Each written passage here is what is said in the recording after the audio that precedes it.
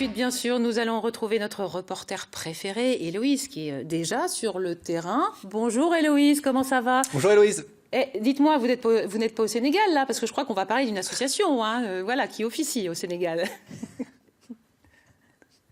Bonjour Frédéric, bonjour à tous. Ah oui, je vous confirme que je suis bien dans le Loir-et-Cher. Au vu de la température extérieure, je ne suis pas encore au Sénégal. Mais attendez, qui sait, je vais peut-être réussir à me glisser dans le prochain container qui va partir direction le Sénégal.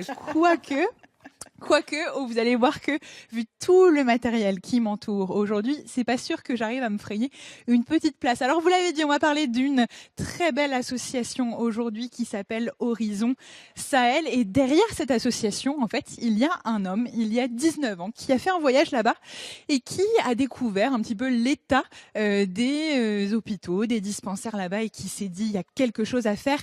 Ils n'ont rien et nous, on a de quoi peut-être leur fournir un petit peu d'aide. Et donc, cette histoire a démarré il y a 19 ans aujourd'hui.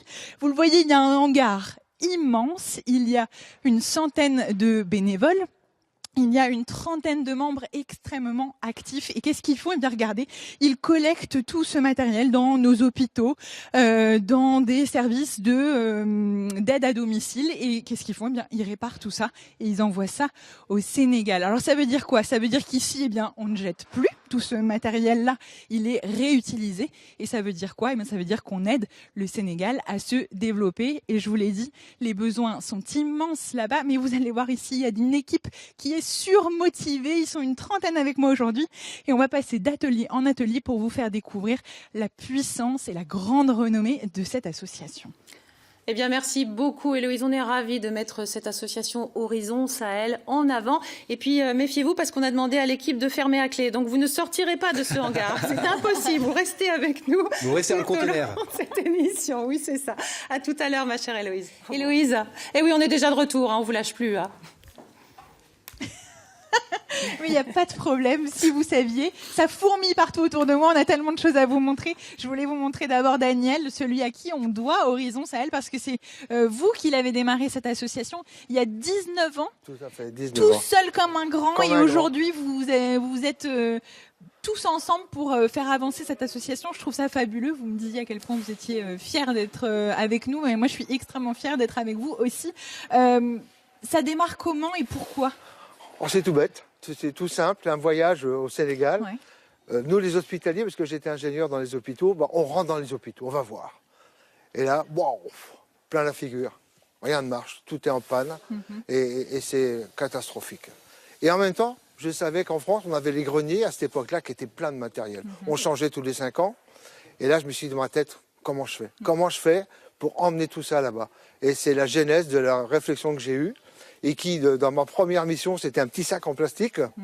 Et maintenant, c'est 118 containers de matériel médical et de mobilier hospitalier qui sont partis. C'est ça. Et ça, grâce au bénévolat, quoi. L'année dernière, je crois, 9 containers vous 19. avez envoyé. 19 l'année dernière. Et 70 mètres cubes à chaque fois. À chaque fois, ouais. C'est monstrueux. C'est une tâche immense, ouais, et colossale. Alors, ici, c'est ce que vous appelez la base, parce que c'est ici qu'il y a tous vos trésors, finalement, avant de partir. Ouais.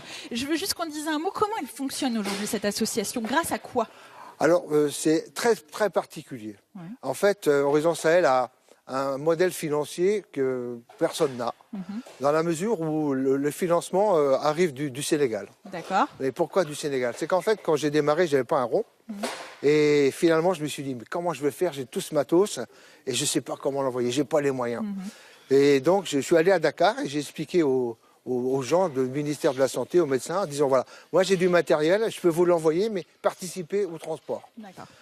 Alors tout le monde m'a regardé avec des yeux en disant, waouh, qu'est-ce qu'il nous fait, qu'est-ce qu'il nous dit? Et puis il y en a deux qui ont levé la main, Moussa Daf et Jean de la Vega, qui ont dit, nous on est preneurs. On vous croit et on vous suit. Donc le premier container est parti comme ça. On a fait financer une quote-part de l'allocation des locaux, de l'allocation des camions, des frais. On a dit, voilà, ça coûte 6 000 €. Dans votre container, vous en avez pour 60 000, 70 000, 100 000, et ils sont preneurs.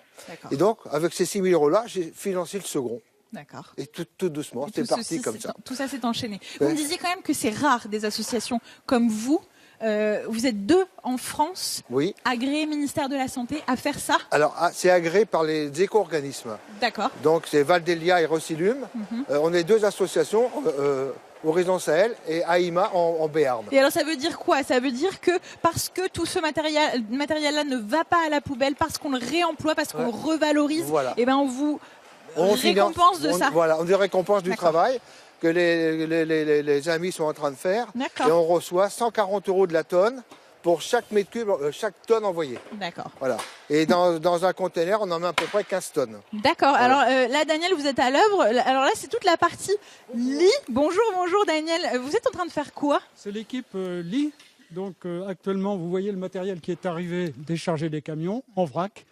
Donc le travail de l'équipe consiste à reprendre les lits un par un, vérifier l'état, vérifier si électriquement tout fonctionne. Si ça ne fonctionne pas, on essaie de réparer. Par ailleurs, il est nécessaire de retrouver les têtes de lit, les pieds de lit, les barrières qui vont avec pour reconstituer globalement le lit.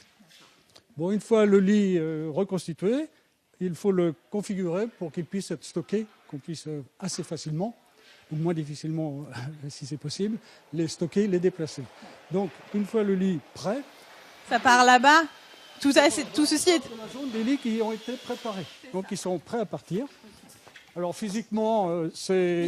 Il y a vraiment énormément de choses. Il y a des choses qui partent en hôpitaux, il y a des choses qui partent en dispensaires. Voilà, alors en principe, tout le matériel électrique va dans les hôpitaux. Par contre, les lits mécaniques vont dans les petites structures, les dispensaires, les postes de santé, où ils ont besoin de lits, simplement de lits. Parce qu'il n'y a rien actuellement. Et ben alors, je vais vous laisser terminer parce que je voudrais qu'on aille voir un petit peu les autres qui sont en train de bosser. Ça va être un peu la course toute cette émission. Bah oui, parce que et dites donc, vous m'avez préparé plein de choses, Daniel. Il y a du monde quand même aujourd'hui ici avec vous. Voilà, effectivement, l'association, c'est plein de métiers. Ouais. Et c'est plein d'activités parce qu'on va envoyer du matériel de qualité. Et bien sûr, alors là, on arrive au linge. Dites donc, Edith, qu'est-ce que vous êtes en train de faire, vous? Nous, on trie les tenues de travail pour les hôpitaux du Sénégal, voilà. Les pantalons, les tuniques, des tenues pour les hommes aussi de la sécurité ou le jardinier ou plein de choses comme ça. Voilà. Tout ce qui manque finalement là-bas. Ah oui, il y en a, mais on en reçoit énormément. C'est impressionnant la quantité de linge qu'on manipule. Et puis en plus, après, il y a les oreillers, traversins, les draps, les dessus de lit, tout ça aussi qu'on reçoit et qu'on met en carton ou dans des chariots à linge comme là qu'on va préparer là bientôt. Finalement, c'est un job à l'année. Il y a de quoi faire tout au long de l'année. Quelque chose parce que les gars ils prospectent tout le temps et à chaque fois, on est obligé de regarder à droite à gauche pour regrouper un petit peu tout ce qu'on va mettre en carton après. Voilà. Bon, alors, pareil qu'avec les autres, je vais vous laisser travailler un petit peu. On vous donne rendez-vous dans un tout petit instant. On vous a même pas montré la moitié de ce qu'on voulait vous montrer, mais c'est pas grave, on va se rattraper après. C'est sûr, on est impressionnés. Mais quel travail titanesque, mais bravo à Daniel et à tous ces bénévoles qui se battent tous les jours pour envoyer ce matériel médical. Bravo, félicitations. On est tellement fiers de mettre toutes ces associations en avant. Et nous allons retrouver notre Héloïse, toujours avec l'association Horizon Sahel. On en est où, ma belle? Eh ben, on est en plein détartrage dentaire. Non, c'est pas vrai, la machine est au repos. On est plutôt en train... Ah oui, c'est un beau détartrage. Jean-Pierre, c'est ça? Qu'est-ce qu'on a de beau dans votre caisse que vous êtes en train de préparer? Dans la caisse, là, c'est un cabinet dentaire qui nous a été donné par un médecin de Nantes. On a ouvert la caisse pour vérifier que le matériel était en bon état déjà. Il a l'air en super état. En très bon état, oui. Et donc, voir si tous les accessoires sont présents. On va refermer la caisse et éventuellement, on rajoute un petit peu de matériel dans la caisse s'il y a du vide. Et cette caisse-là, une fois refermée, elle partira directement dans un conteneur à Dakar. Okay. Alors vous êtes le menuisier de la bande, c'est ça? Alors, moi, je fais des caisses, moi, oui. Je fais beaucoup de caisses. Oui, vous en faites des caisses, c'est vrai. Oui, je fais des caisses, beaucoup de caisses. Ouais, je vous laisse avancer sur votre caisse. Et justement, venez voir à côté. Ça aussi, Jean-Pierre va construire tout autour une caisse parce que ça va partir dans un cabinet gynéco, il me semble. C'est ça, Daniel? Tout à fait. Moi, j'ai tout bon. C'est un cabinet qu'on a récupéré le 27 décembre auprès d'un médecin gynécologue à Orléans. Donc, on l'a ramené ici. On va vérifier si tout fonctionne. On va allotir tous les matériels pour créer un cabinet complet, le mettre dans une caisse et après on le livrera directement dans un cabinet pour qu'il soit opérationnel immédiatement. Alors c'est ça que je voulais vous demander.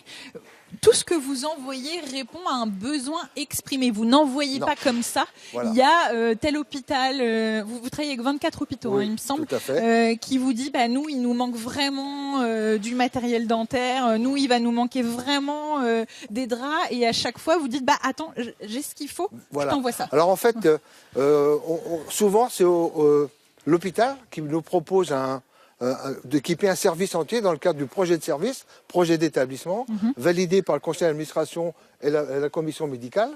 Et à partir de ce moment-là, nous on dit, allez, on est OK, on a ce qu'il faut pour ouvrir votre service en entier ou partiellement. C'est ça. C'est ça l'intérêt.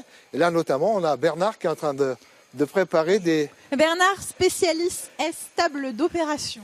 Oui, tout à fait. Ouais. Bon, qu'est-ce qu'il y a à faire là, Bernard Ça m'a l'air un peu moins jeune que ce qu'on a pu voir ailleurs. Alors celle-ci, elle a des problèmes de batterie, on n'arrive pas à la redémarrer déjà. Donc on est obligé de tout démonter pour atteindre les batteries et après tester, enlever les batteries et tester avec des batteries provisoires pour voir si cette table fonctionne. Vous êtes confiant ou pas? Oui, si, c'est bon. Elle fonctionnait quand on les a ramenées, mais depuis...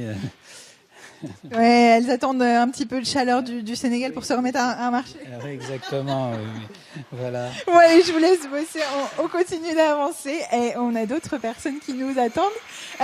Daniel, quand on envoie tout ça, on fait pas ça n'importe comment, c'est-à-dire que tout est inventorié, tout est identifié. Bon, ça c'est le rôle de Sylvie, on va aller la rejoindre, mais c'est ça, hein, on fait pas les choses n'importe comment. Il y a un effet au hasard. Tout est structuré, organisé. Qu'à partir de ce moment-là, dès que ça sort du conteneur, on sait où ça va, dans quel service, et c'est opérationnel. C'est ça. Alors Sylvie, vous êtes vous faites l'inventaire à chaque fois et vous identifiez tout. Voilà, en fait, je gère la base de données du matériel électrique médical. Ma pauvre, alors quand je vois tout ce qui est autour de nous... Donc là, ça c'est du matériel qui est arrivé de Chinon. C'était quand, Daniel? Au mois de novembre Début décembre. Début décembre. Ouais. Donc on l'avait pas encore identifié. Donc je prends chacun des appareils.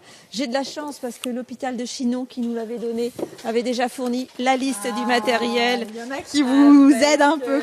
Avec un peu de tout, avec donc le type d'appareil, le fabricant, le modèle, le numéro de série. Donc moi, j'ai juste à rajouter sur chaque ligne le code Horizon Sahel que nous allons à poser sur chacun de ces appareils et qui nous permettra de l'identifier facilement. Et ça veut dire qu'après on peut suivre un petit peu ce que deviennent tous ces matériaux? Exactement, parce que bon là, ils vont en deuxième étape être mis dans la zone en attente de test. Après, nos testeurs vont s'en charger.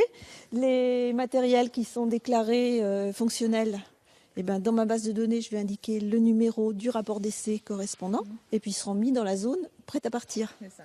Et quand on envoie des conteneurs, chaque élément contenu dans le conteneur aura le numéro de conteneur qui sera indiqué dans la base de données. Sinon, on a tout là du début à la fin de la chaîne. D'accord. Alors, vous les avez certainement aperçus. Là, ils sont en train de travailler sur des moniteurs à l'intérieur. C'est l'atelier biomédical. Et alors là, ça demande une certaine expertise, mais je vous propose qu'on les retrouve dans un petit moment. Ils nous attendent, c'est sûr. Ils ont tellement de pain sur la planche, faut dire.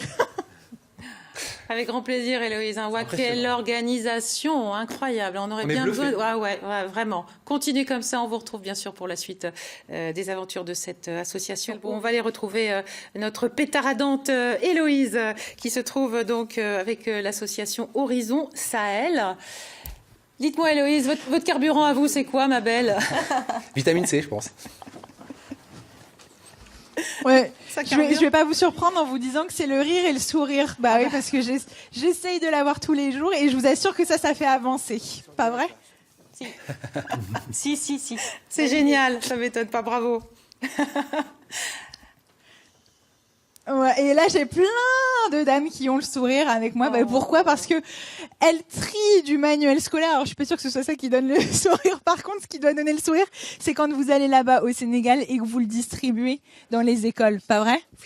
Oui, tout à fait.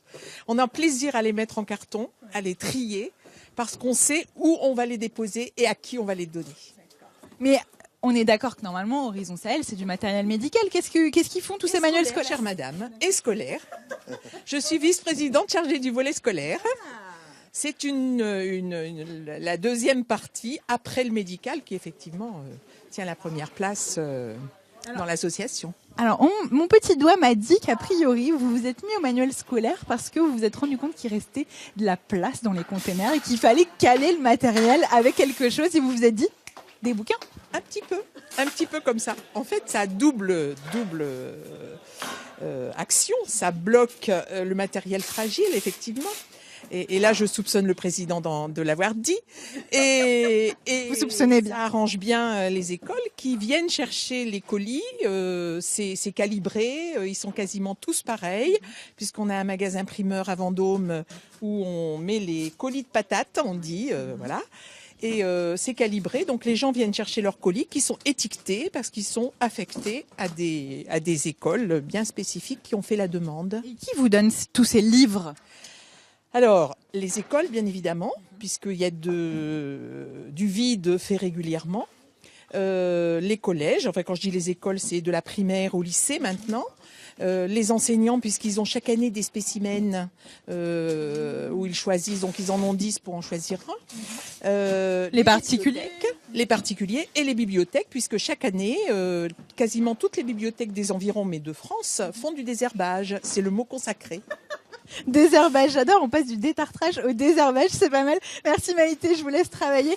Regardez, on continue un petit peu. Je voulais qu'on dise un petit mot de nos amis du service informatique parce que eux aussi ils récupèrent des dons, notamment de lycée. Ils récupèrent des ordinateurs souvent.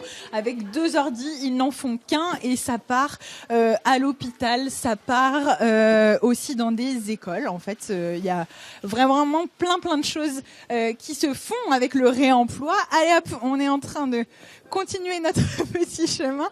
On va arriver justement, on va aller voir les filles qui s'occupent dispositif médical. Alors ça, ce sont des anciennes infirmières ici. Bonjour. Infirmière retraitée.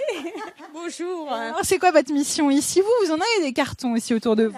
Alors nous, on récupère les dispositifs médicaux des pharmacies. Alors attention, pas des médicaments, des dispositifs médicaux. Médicaux. Tout à fait.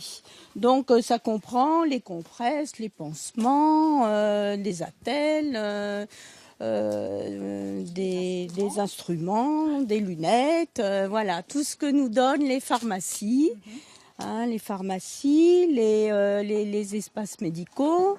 Vous êtes impressionné de voir, excusez-moi, je vous coupe, mais vous êtes impressionné de voir tout ce qu'on vous donne ? Oui, très impressionné. Beaucoup de gaspillage. Heureusement, on réemploie tout un petit peu ici. On emploie, oui, tout à fait. Surtout là, le matériel qui vient des services de soins à domicile. Ça c'est un gros pourvoyeur de matériel pour vous. Je vous propose qu'on aille retrouver Daniel. Je voulais qu'on dise une petite chose. Je vais retrouver les Daniel finalement parce que vous êtes tous les deux avec moi. Je voulais qu'on parle du gros événement de cette année. C'est le centre de ressources. C'est quoi le centre de ressources ? Vous avez ouvert un centre de ressources au Sénégal. Voilà, alors en fait l'idée c'est un centre qui est complètement dédié à toutes les problématiques liées à la maintenance du matériel biomédical. Ouais. C'est-à-dire que tout à l'heure on a vu le petit atelier où on retable les moniteurs, les choses comme ça, on envoie ça là-bas. Une fois que c'est là-bas, on se dit mais comment ils se forment sur ce matériel ? Voilà, l'idée elle est d'aborder tous les sujets, à la fois la connaissance du matériel, avec des fiches techniques, des modes d'emploi, les pannes les plus fréquentes, tout ça donc accessible par Internet ou directement sur place. C'est en même temps un centre de maintenance, donc de réparation de matériel, donc les hôpitaux pourront amener leur matériel pour la réparation, le suivi. C'est également un centre de traitement de fin de vie du matériel, à savoir qu'est-ce qu'on en fait, est-ce qu'on ne peut pas le récupérer pour refaire du matériel avec, est-ce qu'on peut l'utiliser en pédagogie, et si on n'a plus d'utilisation, on envoie les différents composants dans les filières concernées des déchets. Donc le plastique, le métal et surtout les déchets électriques et électroniques qui devront suivre une filière très spécialisée, alors qu'actuellement on ne sait pas du tout où va ce matériel. Donc on essaie de valoriser l'ensemble de la chaîne et en même temps un très gros volet de formation. C'est ça. Sur tous les niveaux. On va en reparler dans un tout petit instant. Vous avez vu comme ils sont malins ici, c'est-à-dire qu'ils réemploient ce qu'on n'utilise plus ici, mais ils vont jusqu'à réfléchir jusqu'au bout du processus de ce que vont devenir finalement tous ces matériels qu'on envoie à la fin de leur vie. Ce sont des génies, non ? Pas vrai ? Totalement d'accord avec vous. Trop fort, les amis d'Horizon Sahel. À tout à l'heure, Héloïse. On va quand même retrouver notre amie Héloïse. Bah oui, on va pas la laisser toute seule. Bien entourée. Hein. Elle n'est pas toute seule, C'est l'heure du Héloïse. festin. Ah non. Oh là là, il y a du monde derrière vous, je ne suis ma pas belle. toute seule. Bon, allez. Non. Allez-y. Et oui, il y a toute l'équipe du jour qui est avec moi et le petit mot de la fin, c'est pour Daniel, le fondateur d'Horizon Sahel, pour vous dire que cette association, elle marche, elle est belle, elle est connue, reconnue un petit peu partout, sauf qu'il vous manque quelque chose. Il vous manque des bras. Des bras. Voilà, il y a tellement à faire dans tous les corps de métier possibles. Ouais. Aujourd'hui, on est en recherche de bras, et de bras jeunes si possible. Ouais, parce que vous voulez la pérenniser, cette association, vous Complètement. voulez qu'elle dure dans le temps, il faut de la relève. Il faut de la relève, il faut absolument assurer la pérennité de l'association, et c'est un des atouts majeurs qu'il va falloir qu'on règle rapidement. C'est ça. Bon, pour le moment, il y a quand même il y a des gens sur qui compter. Ouais. Et regardez, j'ai trouvé un truc dans ce hangar, un seul truc qui ne partira pas en Afrique. C'est la galette. Vous voyez, on va en profiter. On va tous manger ça tous ensemble parce qu'ensemble... C'est mieux. Ouais, ils sont un peu dissipés, hein, mais bon, ça marche. Tu m'étonnes. Bravo Héloïse. Et ben voilà, bravo à tous, on vous embrasse.